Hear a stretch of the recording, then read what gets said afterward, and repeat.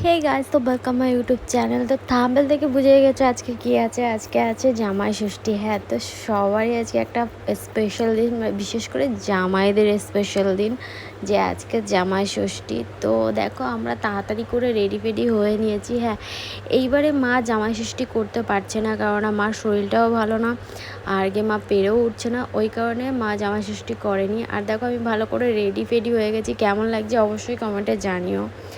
তো এখানে আমি রেডি হয়ে নিয়েছি, আমি আর পরি আর বিনোদ যাচ্ছি, আর মিষ্টি যাচ্ছে। তো যাচ্ছি হচ্ছে কি মাসিদের বাড়িতে, জামাই ষষ্ঠীর নেমন্তন্ন করেছে। হ্যাঁ, আমাদের জামাই ষষ্ঠী কিন্তু নেই গাইস। মানে এমনি ষষ্ঠীর দিনকে এমনি হয় মা এমনি নর্মাল করে খাওয়া দাওয়া করে, আর নয় মাসি। তো এবারে মাসি ডেকেছে, মাসি বললো যে ঠিক আছে চলে আয়, তোর মা করছে না তো আমরা করছি, তো তুই চলে আয়। তো ওই কারণে আমরা যাচ্ছি জামাই ষষ্ঠীতে। আমাদের কিন্তু গাইস জামাই ষষ্ঠী নেই, এটা হচ্ছে একসাথে বসে খাওয়ার একটা মজা, এর জন্যই যাচ্ছি। তো জামাই ষষ্ঠীতে নেমন্তন্ন করেছে, তো যেতে তো হবেই। তো ওই কারণে চলে যাচ্ছি মাসিদের বাড়িতে। মাসিদেরকে তো তোমরা আগে দেখেইছো। তো এখানে দেখো, বিনোদ আমার সাথে কিছুক্ষণ কি করে নিচ্ছিল, আর দেখো আমরা বেরিয়ে পড়েছি অলরেডি। তো এই দেখো মিষ্টির অবস্থা দেখো, মিষ্টি শুধু আমার সারাক্ষণ চুল টেনে টেনে চুলগুলোকে আমার ছিঁড়ে দিল। এমনিতেই আমার চুল এমনিতেই উঠে যাচ্ছে, আরও টেনে টেনে আর্ধেকই ছিঁড়ে দিয়েছে, এরকম হচ্ছে। তো চলো, আমরা এখন তো বেরিয়ে পড়লাম মাসিদের বাড়িতে যাওয়ার জন্য। হ্যাঁ, মাসিদের বাড়ি আমাদের এখান থেকে বাইকে গেলে 10 থেকে 20 মিনিট লাগবে। তো এই যে আমরা এখন সবাই মিলে এক এক করে উঠে পড়েছি, উঠে এখন বেরিয়ে যাচ্ছি।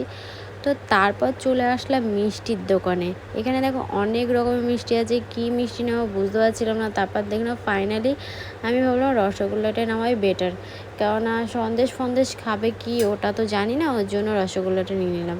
আর ওইখানে দেখো মিষ্টি আরও সবাই বসেছিল। তো ফাইনালি মিষ্টি নেওয়া হয়ে গেছে। তারপর আমরা আবার যাচ্ছি মাসিদের বাড়ির দিকে। তো মাসিদের বাড়ির দিকে প্রায় চলে এসেছি, দেখো সামনেই আছে। মানে আমরা চলে এসেছি অনেকক্ষণ আগে, কিন্তু আমরা বুঝতে পারিনি, আমরা অনেকটা ছাড়িয়ে চলে গেছিলাম। তো এই যে মাসিদের বাড়িতে চলে এসেছি, আর এখানে আমার সীমা মাসি রয়েছে, সুমা মাসি রয়েছে, মানে আমার সব মাসির ছড়াছড়ি এখানে।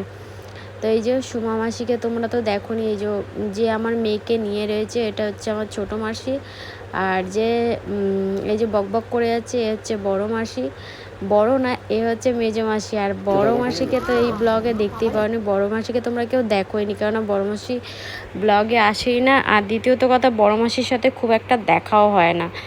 তো এই যে আমার বিনোদ বলছিল চলো একটু শুটিং করে আসি। তো আমরা এখানে অনেক হাসি মজা ঠাট্টা করেছি। তারপর চলে আসলাম খাওয়াতে। দেখো মাসি এখানে ভেন্ডি, কাঁকরোল, পটল, বেগুন এইসব ভাজাভাজি করেছে। তারপর ডাল, মাছ, মাংস, ইলিশ মাছ, অনেক কিছু করেছে গাইস। তো বিনোদের তো আজকে রাজাই রাজা। তো এই দেখো আমাদেরকে খেতে দিয়েছে এইখানে। আমরা গরিব আজকে, আর বিনোদের জন্য স্পেশাল করে খাটের ওপরে সব সাজিয়ে গুছিয়ে দিয়েছে গাইস। তো চলো এবার তো আমাদের খাওয়া দাওয়া স্টার্ট করে দিচ্ছে। এই যে বিনোদ দেখো এখানে খাচ্ছে, আর বলছে কি দেখো গাইস আমার জন্য কত কিছু বানিয়েছে। তো যাই হোক, আজকে জামাইদের খাওয়া দাওয়ার রাজত্ব, তো ওরা তো খাবেই।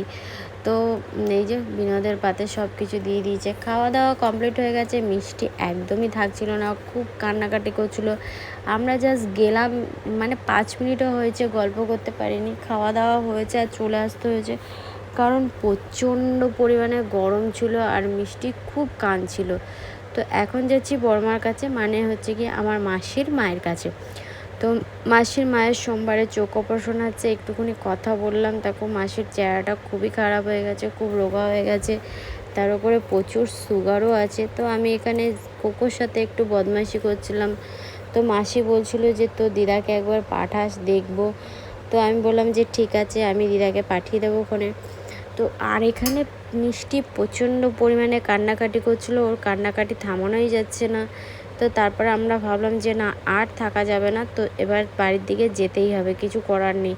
তো বড়মার বাড়িতে আমি একটুও বুঝতে পারিনি, জাস্ট 2 মিনিট কথা বলে বেরিয়ে গেলাম, কেননা মিষ্টি এত কান্নাকাটি করছিলো যে থাকাই যাচ্ছিলো না। আর প্রচণ্ড গরম ছিল দুপুরবেলা না। আর এটা কোকোকে নিয়ে এসছে, মাসিকে বলছিলাম যে মাসি চলে যাচ্ছি। তো ভিডিওটা এখানেই শেষ করছি। তো চলো আজকের মতন টাটা।